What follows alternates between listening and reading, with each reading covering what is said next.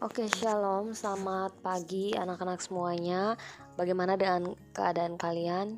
Ibu Bella berharap kita semua masih tetap diberikan semangat ya, yang baru ya, walaupun di tengah pandemi ini, tapi uh, keinginan atau antusias kita di dalam belajar itu masih tetap ada begitu ya. Nah, anak-anak, kita akan melanjutkan materi kita ya, yaitu materi Indonesia di zaman penjajahan dan tumbuhnya semangat kebangsaan ya. Nah, ini kita akan melihat submateri yang berikut ya di bagian C, yaitu tentang tumbuh dan berkembangnya semangat kebangsaan. Nah, Nana, Indonesia sendiri memiliki dua peristiwa penting di masa penjajahan ya. Jadi dua peristiwa ini ya, atau semboyan Indonesia ini yaitu ya adalah Bhinneka Tunggal Ika ya, yang dimana kita tahu bahwa artinya adalah berbeda-beda tetapi tetap satu ya. Nah, anak-anak, yang kedua itu ada peristiwa Sumpah Pemuda ya, yang kita peringati setiap 28 Oktober ya. Nah, anak-anak, peristiwa Sumpah Pemuda ini di mana dia berbunyi, Indonesia bertumpah darah yang satu ya, tanah air Indonesia. Kemudian yang kedua itu mengaku berbangsa yang satu, bangsa Indonesia. Dan yang ketiga ya, menjunjung bahasa persatuan bahasa Indonesia. Nah, anak-anak, dua hal ini ya kita bisa menarik kesimpulan ya dari kedua peristiwa ataupun semboyan ini ya, dimana walaupun kita bangsa Indonesia ini masing-masing dari kita memiliki latar belakang yang berbeda-beda satu dengan yang lain ya, suku yang berbeda-beda ya, bahasa yang berbeda-beda ya, tetapi kita ini adalah satu begitu ya. Kita adalah satu ya. Kesatuan kita yaitu adalah kita sama-sama adalah Indonesia begitu ya. Jadi kedua peristiwa ini tidak kemudian membuat kita itu tidak bisa bersatu ya, tetapi kita menjadi satu kesatuan yaitu Indonesia gitu ya. Tidak peduli dari mana asal kita, apa latar belakang kita, kita adalah tetap Indonesia. Oke anak-anak, ini adalah penyebab kegagalan ya perjuangan kemerdekaan bangsa Indonesia di masa lalu ya. Jadi yang menyebabkan Indonesia itu gagal ya di masa lalu itu karena masih bersifat kedaerahan ya. Kalian bisa perhatikan materi kita di minggu lalu, kita membahas tentang para pahlawan Indonesia ya, yang berjuang secara kedaerahan ya, dimana kemarin kita sudah mempelajari ya, di setiap daerah itu mereka berusaha melawan penjajah ya, namun mereka secara daerah masing-masing begitu ya.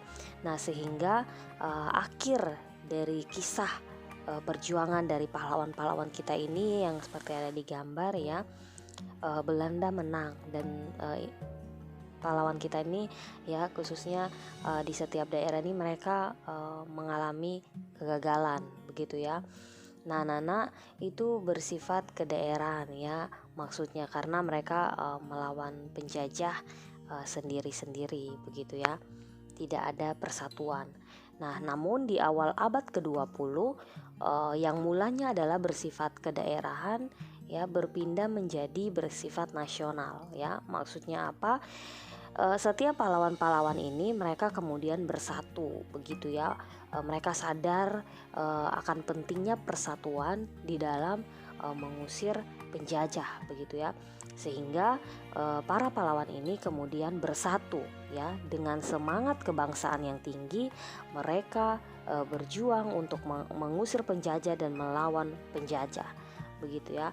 Nah, itu yang dimaksud dengan bersifat nasional ya, dimana mereka bersatu, bukan menjadi pribadi yang sendiri-sendiri lagi ya, tetapi sifatnya sudah nasional ya. Kesadaran akan semangat kebangsaan itu bisa menjadi kunci untuk melawan para penjajah begitu ya. Oke Nana, kita lanjut, kita akan membahas tentang latar belakang munculnya nasionalisme Indonesia ya. Jadi di sini ada dua hal ya. Yang pertama kita akan lihat dari faktor internal atau faktor dari dalam ya, dan juga ada faktor eksternal ya, atau faktor dari luar. Nah, faktor internal itu kita akan membahas tentang perluasan pendidikan, kemudian yang kedua kegagalan perjuangan di masa lalu, yang ketiga rasa senasib sepenanggungan, yang keempat adalah perkembangan organisasi etnik kedaerahan. Dan juga untuk faktor dari luar atau eksternal kita akan membahas yang pertama munculnya paham-paham baru, yang kedua kemenangan Jepang atas Rusia dalam perang 1905, dan yang ketiga adalah organisasi pergerakan nasional. Nah, berarti dalam hal ini kita akan membahas latar belakang munculnya nasionalisme Indonesia dalam faktor internal dan juga faktor eksternal. Nah, Nana, kita masuk yang pertama yaitu perluasan pendidikan.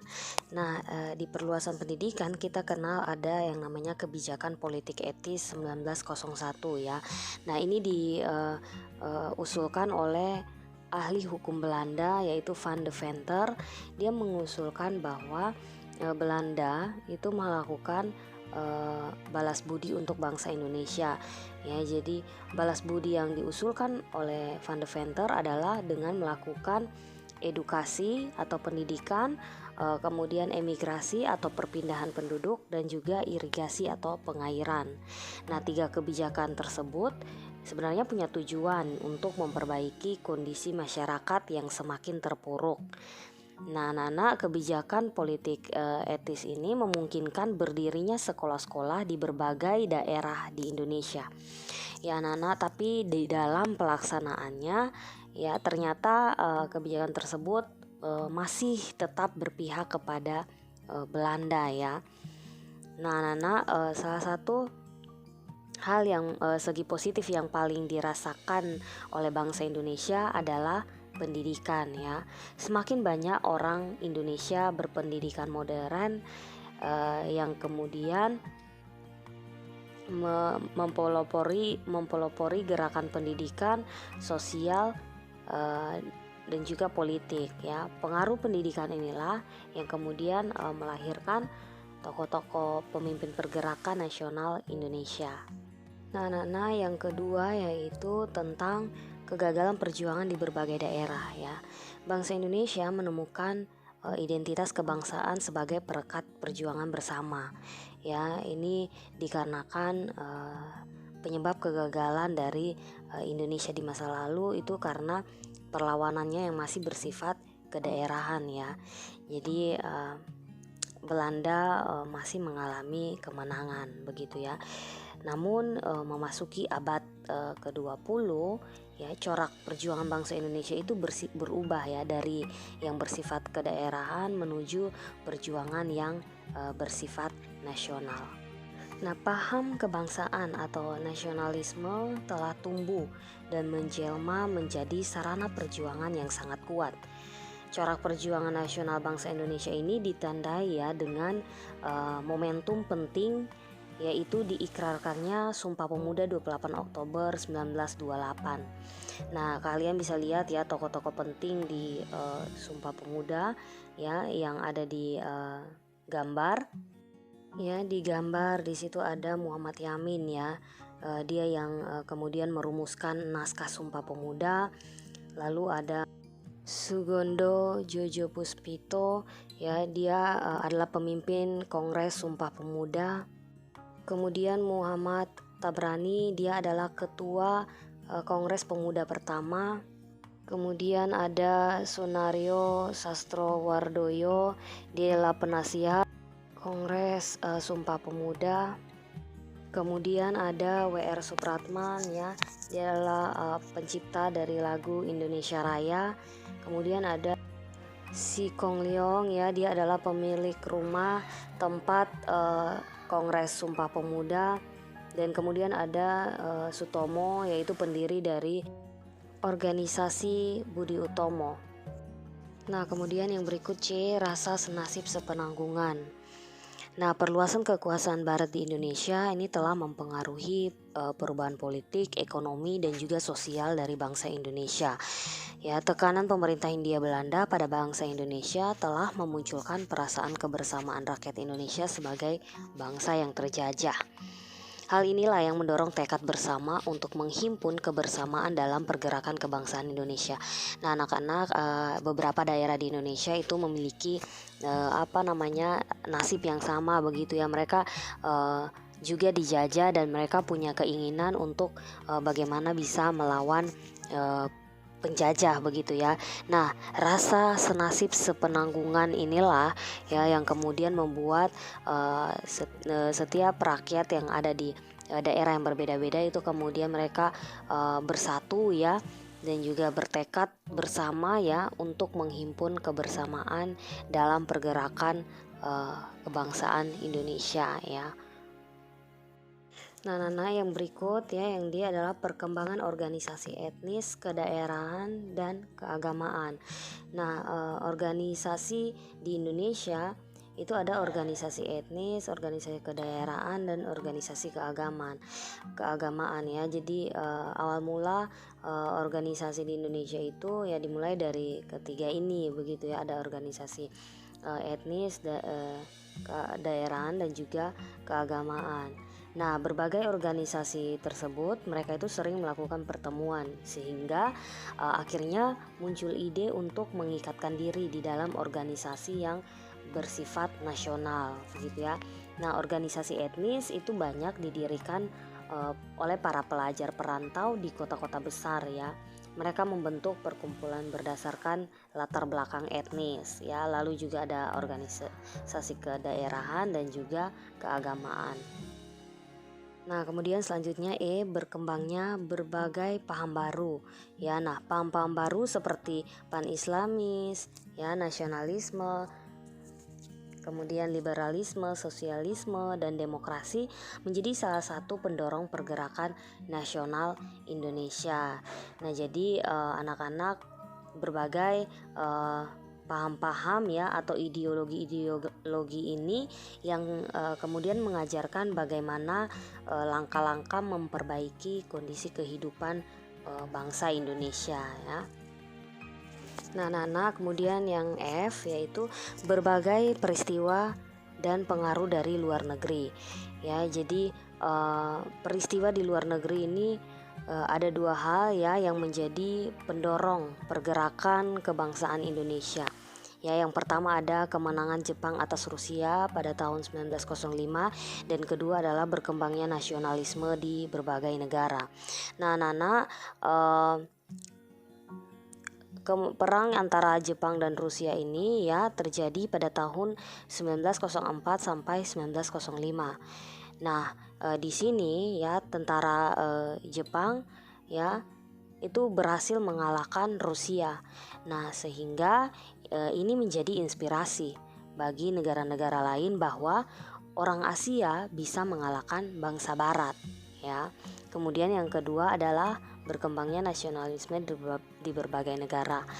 Nah, pada abad ke-20 negara-negara terjajah di Asia dan juga Afrika itu menunjukkan perjuangan pergerakan kebangsaan. Di India, di Filipina, di Tiongkok ya. Mereka semua ya mereka menunjukkan perlawanan mereka di dalam mengusir penjajah dari Eropa ya. Nah, di sini ada tugas ya. Jadi kalau kalian lihat di samping itu ada nama-nama dari organisasi-organisasi ya yang ada di Indonesia. Ini adalah menyambung dari bagian D ya, materi bagian D tentang perkembangan organisasi etnis yang tadi ya, yang Ibu jelaskan masih sedikit begitu ya. Nah, di sini ada 8 organisasi. Silakan tugasnya adalah kalian memilih 4 di antara 8 organisasi di samping ini.